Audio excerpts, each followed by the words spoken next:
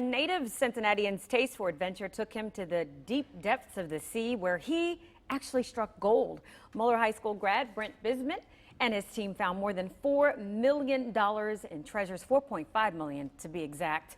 And he joins us now to talk about his journey and a new documentary that takes us through the entire thing. First of all, welcome. Thank you very much for having me. And did you bring me some birthday presents? I did, yeah. They look good on you. So tell me about this. I mean, this is incredible. This stuff is, I mean, how old is this, what I'm looking at here? It's 300 years old. Wow. It's of Spanish origin. It was on its way from South America, ultimately back to Spain, theoretically. A fleet of 11 Spanish galleons departed Havana, Cuba on July 24th. 7 days later, in the year 1715, they're sailing along the east coast of Florida, hit by a hurricane, and all 11 ships were lost, loaded with this treasure. And so this never happens, first of all. People talk about finding treasure, and you actually did. So tell me about the documentary and what we're going to be seeing in this documentary, the story.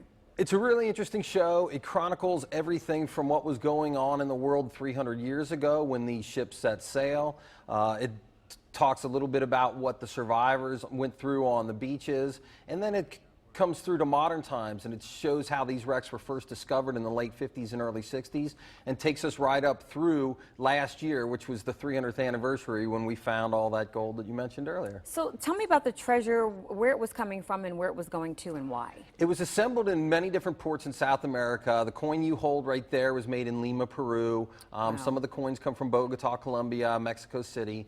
All of these different vessels reconvened in Havana, Cuba. They reprovisioned their vessels for the trip back to Spain, and so then they set sail as 11 ships to head back to Spain, but unfortunately they didn't make it past Florida. They didn't make it past, and this is just a portion of the treasure, correct? Correct, yes. You know, we estimate that there's still potentially $400 million worth of treasure left out there on the bottom of the Atlantic. We do our best to bring as much up every summer as we can. I bet you do. And yeah, and last summer it was miraculous. So this special that airs on Sunday, you know, chronicles all of that and then shows our incredible find. So people ask you all the time, do you get to keep this stuff, or what happens now? I do, yes. You do. My father and I, we own the company, and we own the vessel which found it all, and we have a contractual obligation to the state of Florida. They're entitled to up to 20% of the artifacts that we recover, and then we get to keep the rest, and now our crew and different people have an interest in that. But for the most part, yeah, it belongs to me and my father. That's better than hitting the lottery when you think about it, because you're finding a little piece of history on top of it, and this stuff is still intact. I mean, it's incredibly preserved. It is. The gold is such a pure and precious mineral. Nothing corrodes it. So it comes out of the ocean looking like the day it was made. And so when you see that down there and that sunlight hits it, it's a breathtaking moment. So do you have to travel around with like security guards every time you When we announced all this in New York last year, I took over $1 million worth of treasure, and I did have a security guard with me. But here in town, you know, I feel comfortable at home. All right, well, I'm going to rub on this, and maybe I can hit the lottery the next time. I'll get some luck.